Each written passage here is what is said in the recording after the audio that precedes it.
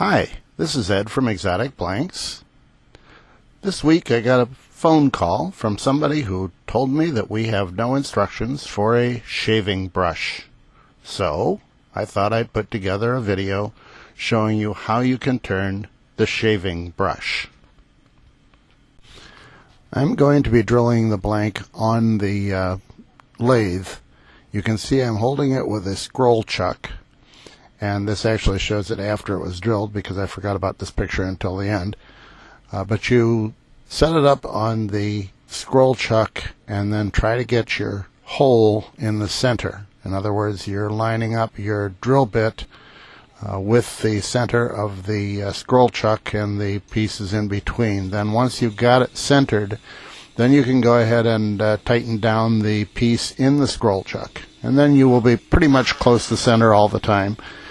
I'm holding on to the chuck that's got the drill bit in it, the Jacob's chuck, because if you're pushing in to the blank, you want to make sure that your Jacob's chuck does not start to spin in the Morse taper. So you're holding pressure against the Jacob's chuck into the tailstock. Now we're testing the fit to find out how it's going to fit. And as you can see, a 3/4 inch hole is relatively tight, so it's a nice fit, although it needs to be just a little bit deeper at the moment.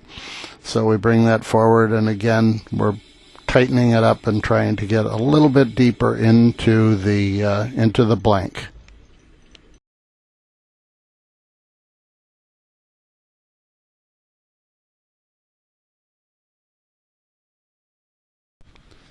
The blank is now drilled deep enough and ready to do the turning on. When we mount this on the lathe, I don't show this very well. There is a dowel coming out of the scroll chuck.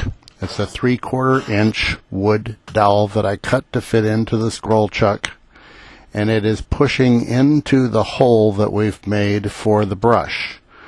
So that's what's actually turning the piece. And then at the back side, I've taken a pointed tailstock live center, and that's what's holding the back half, or the back part of the blank. So as we're turning, it is very well held into position. Sometimes you'll find that if you are stopping the blank with your tool, then you need to tighten up your tailstock a little, put a little more pressure on that driver, which is, of course, the wood dowel in the headstock. If you find that the wood dowel is not quite large enough and you get too much slippage, you can stop that by adding a piece of paper towel or a piece of toilet paper or whatever on the wood dowel between the dowel and the walls of the hole. So you're basically just taking a piece of paper and putting it in there to add space. If it's still sloppy, put in 2 or 3 pieces of paper.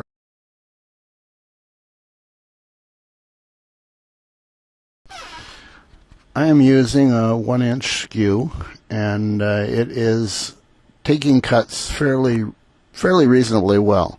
It does not cut off an awful lot of material at a time, but then this is a laminated piece between a bone and polyresin.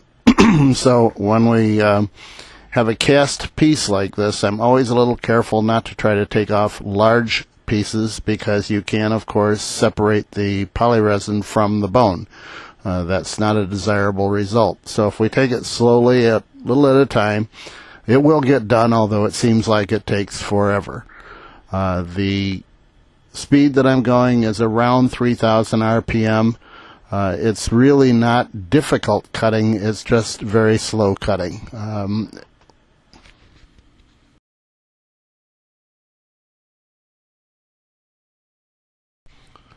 Although we drilled the hole so that it would be square to the blank, the ends of this have never been squared. So I'm squaring the end using a parting tool.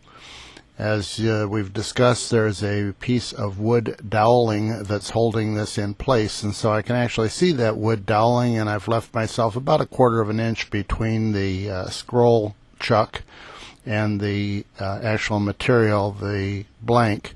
So there's room in there for me to get a tool in just so that I can clean it up and make it a nice square connection, because once we have the once we finish this, once we've completed this, we want that top to be square to the brush so that it doesn't look like it's crooked when you're all finished.